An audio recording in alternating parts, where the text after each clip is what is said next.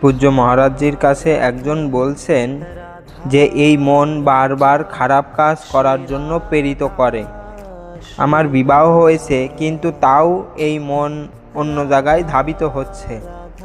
আমি এইসব করার পরে মন অনেক দুঃখী হয়ে যায়, ছাড়ার প্রয়াস করছি কিন্তু ছাড়তে পারছি না।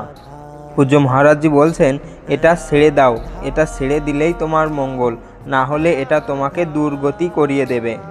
এটা তোমাকে সমাজে অসম্মান করবে এবং পরলোকে দুর্গতি করিয়ে দেবে। আর যদি এটা মেলা বেশি হয়ে যায় তাহলে মায়া অনেক প্রচণ্ড বলশালী, সে তোমাকে ছাড়বে না। তাই নিজের স্ত্রীর সাথে প্রেম করো, ধর্মপূর্বক একসাথে চলো, একটু মনকে বোঝাও, মনকে একটু ভয় দেখাও। মনকে যদি তুমি ভয় না দেখাও তাহলে মন নির্ভয় হয়ে না জানি তোমার দ্বারা কি কি করিয়ে নেবে।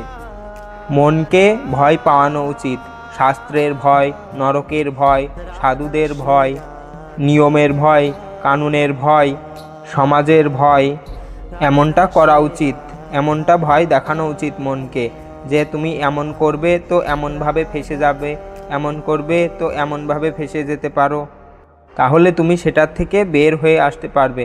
আর যদি তুমি মনকে ভয় না দেখাও তাহলে তুমি সেটার থেকে বের হতে পারবে না।